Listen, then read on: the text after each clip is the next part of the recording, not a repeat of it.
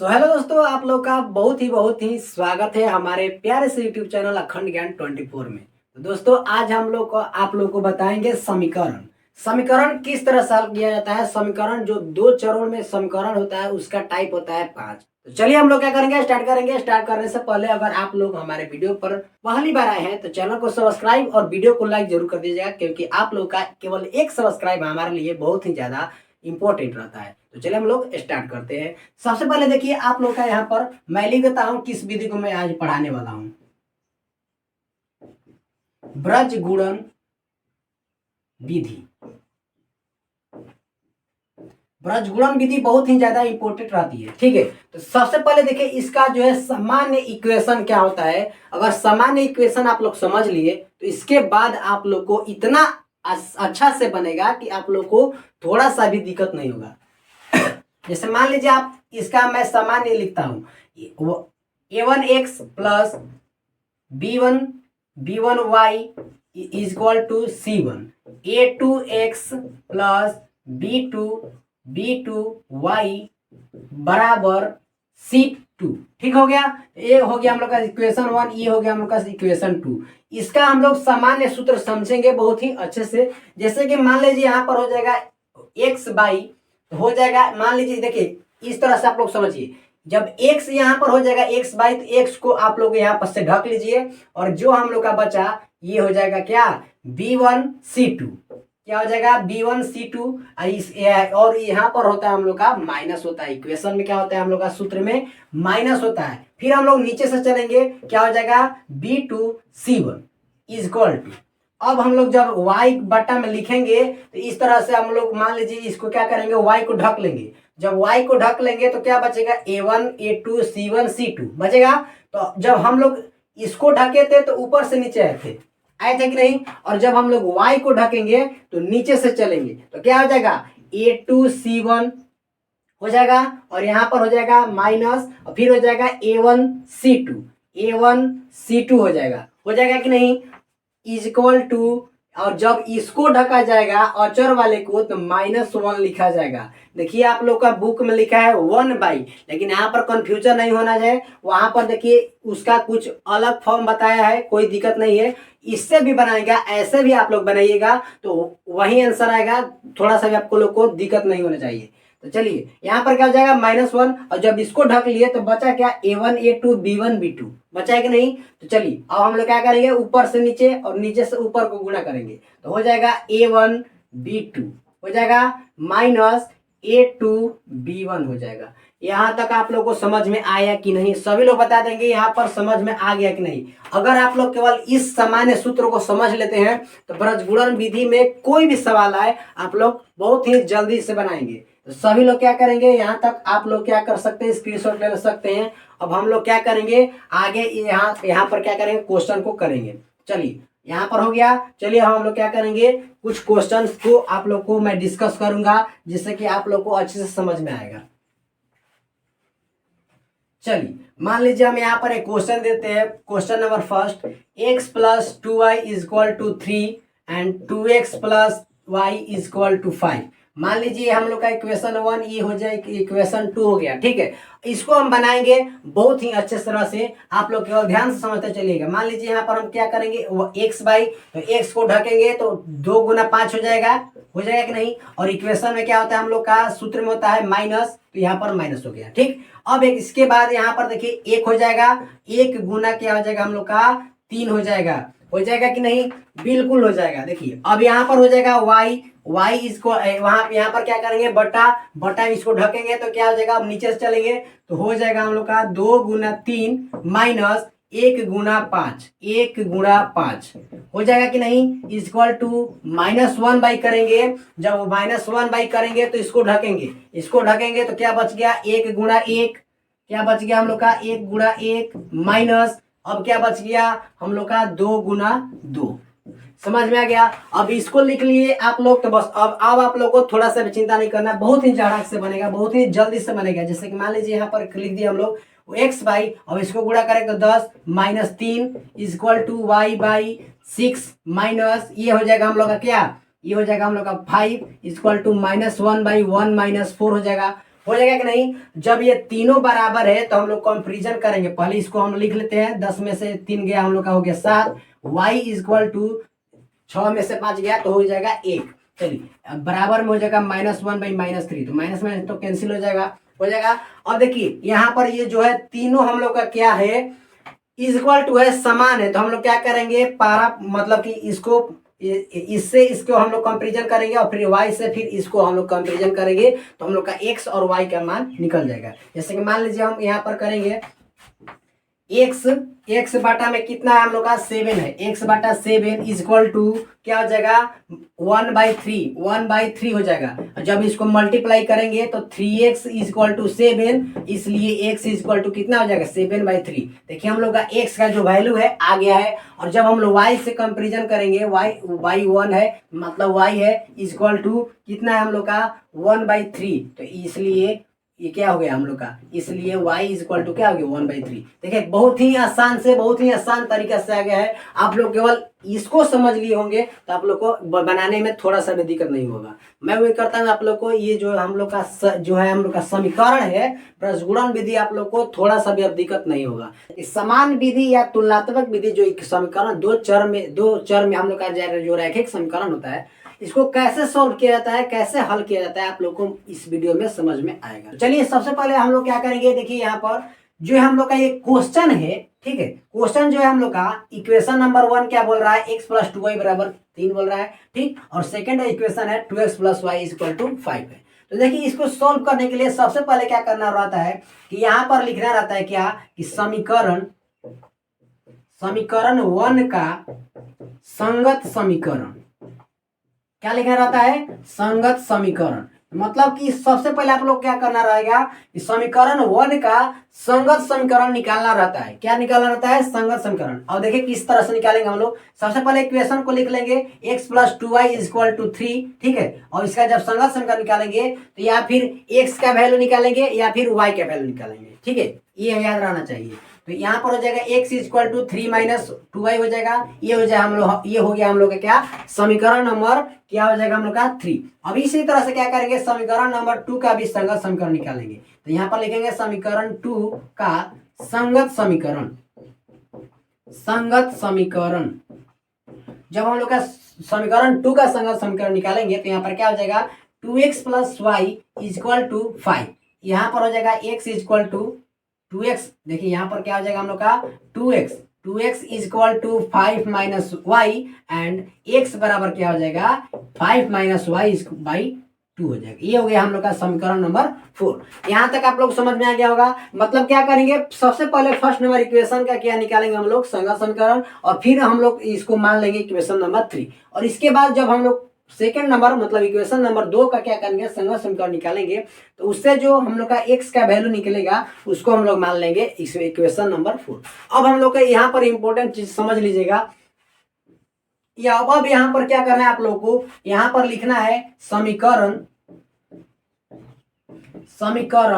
3 और 4, समीकरण 3 और समीकरण 4 को बराबर करने पर, ध्यान से समझते चलिएगा, जब हम लोग इक्वेशन नंबर 3 और इक्वेशन नंबर 4 को क्या करेंगे, बराबर करेंगे, तो हम लोग का जो भी मान निकलेगा, ठीक है, y का मान निकलेगा तो वो हो जाएगा हम लोग का y का मान। देखिए जैसे कि मान लीजिए अब हम लोग इक्वेशन नंबर 3 और इक्वेशन नंबर 4 को जब बराबर करेंगे तो इक्वेशन नंबर 3 में है 3 - 2y है इक्वल टू क्या हो जाएगा 5 -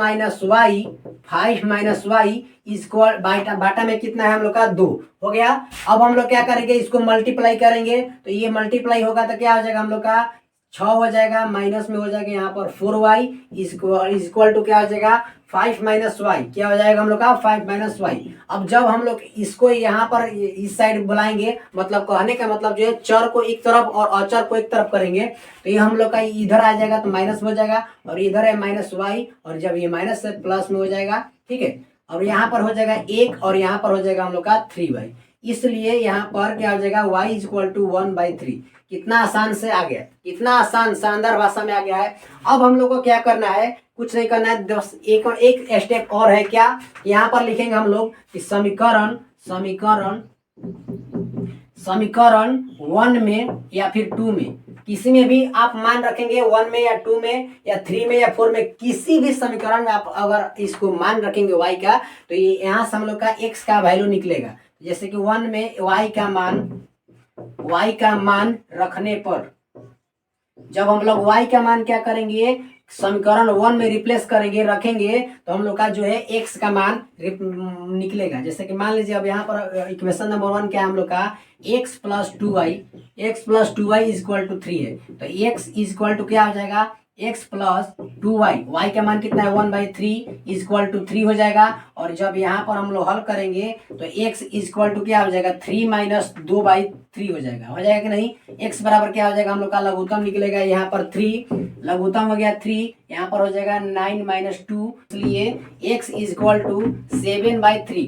यहाँ तक आप लोग को समझ में आ गया होगा कि मतलब कि x का वैल्यू कितना है हम लोग का 7/3। तो इस वीडियो का बनाने का मकसद सिर्फ यही था कि आप लोग को जो ये विधि है समझा दूं, बहुत ही अच्छे से आप लोगों को भी समझ में आ गए। ठीक है, तो दोस्तों विलोपन विधि को बनाने के लिए बहुत ही ज्यादा आसान तरीका है, आप लोग को मैं बहुत ही अच्छे से समझाता हूँ। तो चलिए दोस्तों इस विधि को हम लोग समझते हैं। इस विधि को बनाने के लिए सबसे पहले आप लोग क्या करना होगा, देखिए यहाँ पर जो क्वेश्चन है हम लोग का फर्स्ट नंबर इक्वेशन बोल रहा है x plus 2y is equal to 5 और 2x plus 3y is equal to हम लोग का 4 है। ठीक है, इक्वेशन 1 इक्वेशन 2 हो गया। इसको हम लोग को हल करने के लिए सबसे पहले देखिए हम लोग का क्या करना पड़ेगा, x का वैल्यू या फिर y का वैल्यू, हम लोग का ये जो गुणांक है हम लोग का x का गुणांक या फिर y का गुणांक हम लोग को समान करना पड़ेगा। और समान करने के लिए क्या करना पड़ेगा, अगर आप लोग का मान लीजिए समीकरण में हम लोग का समान दिया रहेगा तब तो कोई जरूरत नहीं है हम लोग का समान करने का। अगर समान नहीं हो तो आप लोग को यहाँ पर लिखना होगा क्या, कि समीकरण आप लोग को समान करना होगा, या तो आप x का गुणांक समान कर सकते हैं या फिर y का। तो चलिए हम लोग क्या करेंगे, सबसे पहले हम लोग x का गुणांक हम लोग समान करते हैं। चलिए यहाँ पर लिखेंगे हम लोग समीकरण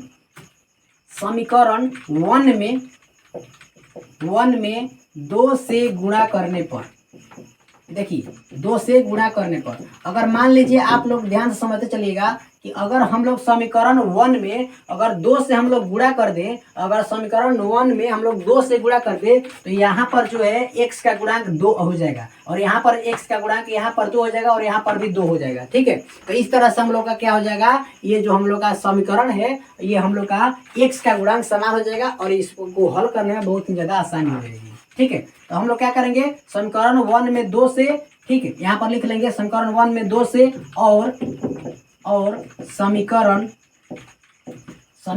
2 में 1 से गुणा करने पर। ठीक है, सभी लोग समझते चलेगा, समीकरण 2 में 1 से गुणा करने पर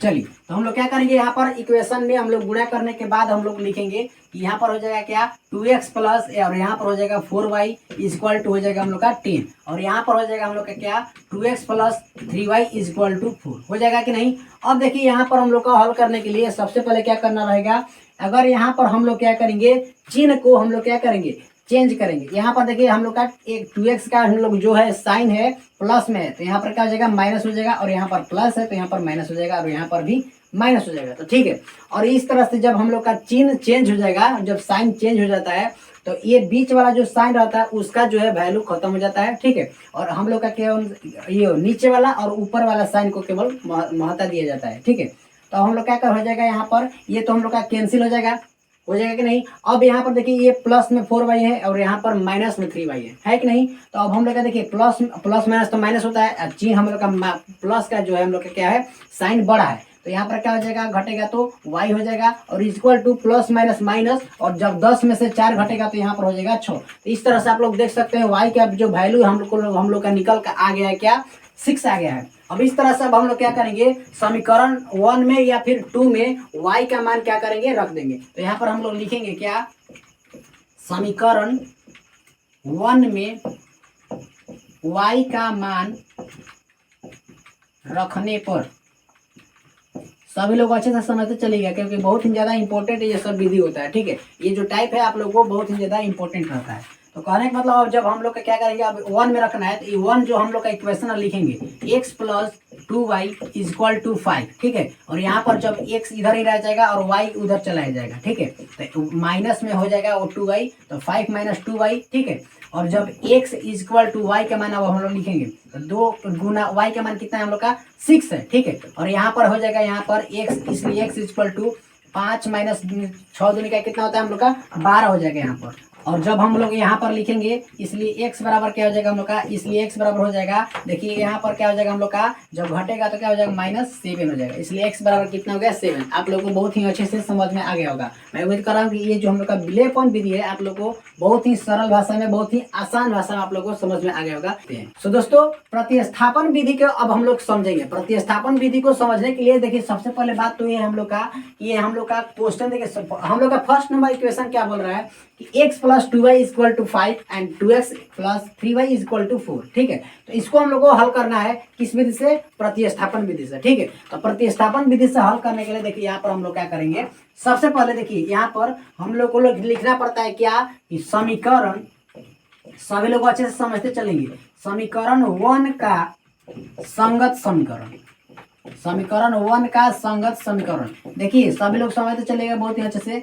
देखिए यहाँ पर मैंने लिखा है कि समीकरण 1 का, तो देखिए आप लोग यहाँ पर समीकरण 1 का या फिर 2 का भी निकाल सकते हैं, कोई भी दिक्कत नहीं है। तो मान लीजिए हम लोग यहाँ पर क्या लिखे हैं, समीकरण 1 का संगत समीकरण। तो संगत समीकरण किस तरह से निकाला जाता है, सबसे पहले हम लोग इक्वेशन लिख लेंगे यहाँ पर x plus 2y equal to 5 है कि नहीं। अब हम लोग क्या करेंगे यहाँ पर देखिए x का या तो वैल्यू निकलेंगे या फिर y का वैल्यू निकलेंगे, ठीक है। मान लीजिए हम लोग यहाँ पर x का वैल्यू निकलेंगे, x यहीं पर आ जाएगा और ये हम लोग का 5 और यहाँ पर इधर जाएगा हम लोग का इक्वल मतलब बराबर के इस साइड जाएगा। तो हम लोग का जो हम लोग का साइन होता है प्लस से माइनस होता है, माइनस से प्लस होता है, यहाँ पर क्या हो जाएगा हम लोग का 2y हो जाएगा, ठीक है। तो x का हम लोग का निकल गया और इसको हम लोग मान लेंगे इक्वेशन नंबर 3।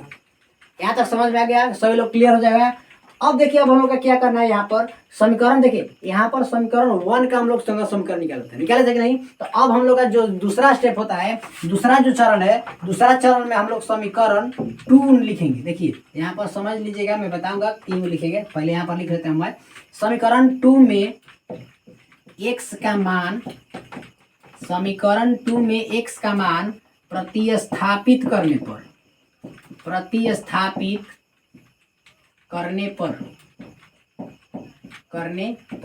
देखिए अगर आप लोग समीकरण 1 का संगत समीकरण निकाले हैं और अगर आप लोग x का मान समीकरण 1 में ही निकालेंगे तो इसका जो है एग्जैक्ट जो हम लोग का वैल्यू है नहीं निकाल पाएगा, ठीक है। इसलिए आप लोग क्या कीजिएगा, यहाँ पर यदि आप लोग समीकरण 1 का संगत समीकरण निकालिएगा तो यहाँ पर समीकरण नंबर 2 में आप लोग का x का मान या फिर y का मान अगर आप लोग निकालिएगा तो यहाँ पर रिप्लेस करना रहेगा, ठीक है। तो सभी लोग समझ इस बात को जरूर ध्यान दीजिएगा। देखिए अब हम लोग क्या करेंगे, समीकरण 2 को यहाँ पर लिख लेंगे। समीकरण 2 क्या है, 2x plus 3y equal to 4 है कि नहीं। अब हम लोग क्या करेंगे, देखिए यहाँ पर 2 और x का जो हम लोग का वैल्यू है लिख लेंगे, 5 माइनस 2y हो जाएगा प्लस 3y इक्वल टू क्या हो जाएगा हम लोग का 4 हो जाएगा, ठीक है। अब यहाँ पर हम लोग क्या करेंगे, इसको मल्टीप्लाई करेंगे तो यहाँ पर हो जाएगा 10 माइनस 4y, ठीक है, हो जाएगा यहाँ पर, और यहाँ पर प्लस में 3y इक्वल टू क्या हो जाएगा हम लोग का 4 हो जाएगा कि नहीं। अब यदि अब हम लोग इसको यहाँ पर ले आएंगे, ठीक है, तो यहाँ पर हो जाएगा 10 और देखिए प्लस माइनस क्या होता है हम लोग का माइनस होता है, और यहाँ पर साइन जो है माइनस का साइन क्या है हम लोग का बड़ा है, यहाँ पर क्या हो जाएगा बड़ा है साइन माइनस का, तो माइनस का साइन हो जाएगा, और इस पर जब घटेगा 4 में से 3 तो हो जाएगा y, हो जाएगा यहाँ पर। अब देखिए यहाँ पर इक्वल टू क्या हो जाएगा हम लोग का यहाँ पर 4 हो जाएगा, ठीक है। इसलिए यहाँ पर देखिए जब y को इस साइड हम लोग भेजेंगे तो प्लस में हो जाएगा और इसको इधर इस साइड लाएंगे तो माइनस में जाएगा, हो जाएगा कि नहीं। तो -4 और इक्वल टू क्या हो जाएगा y, इसलिए y इक्वल टू हम लोग का कितना गया, अगर हम लोग क्या करेंगे 10 में से 4 घटाएंगे तो यहाँ पर 6 आ जाएगा, आ गया कि नहीं। देखिए यहाँ पर हम लोग का जो है y का वैल्यू हम लोग का 6 आ गया है। अब देखिए हम लोग का थर्ड चरण में क्या करना रहता है, केस थर्ड में क्या करना रहता है हम लोग का, समीकरण जो हम लोग का यहाँ पर इक्वेशन नंबर 3 जो आया है, ठीक है, जो इक्वेशन नंबर 3 आया है, और अब हम लोग क्या करेंगे जो y का हम लोग का मान निकला है, या फिर यदि यहाँ से अगर आप लोग y का मान निकलेंगे तो यहाँ पर x का मान निकलेगा, ठीक है। तो उस मान को अब हम लोग क्या करेंगे इक्वेशन नंबर 3 में रखेंगे। यदि आप लोग का x का मान अगर निकलेगा या फिर y का मान निकलेगा तो उसको उस मान को क्या करेंगे हम लोग इक्वेशन नंबर 3 में रखेंगे। कैसे लगेंगे, देखिए यहाँ पर लिखेंगे, यहाँ पर हम लोग समीकरण 3 में यदि आप लोग का x का मान लेगा तो x लिख लीजिए, और यहाँ पर हम लोग का क्या है y का मान है, तो y का मान रखने पर ठीक है। तो अब हम लोग क्या करेंगे, समीकरण नंबर 3 जो है उसमें हम लोग क्या करेंगे, y के मान रखेंगे। तो देखिए यहाँ पर क्या करेंगे, हम लोग समीकरण को लिख लेंगे। x इज इक्वल टू कितना है, 5 माइनस 2y, है कि नहीं। अब हम लोग क्या करेंगे, देखिए यहाँ पर x इज इक्वल टू 5 और यहाँ पर y का जो मान है यहाँ पर लिख देंगे। तो 5 माइनस 2 कितना हो जाएगा हम लोग का 6।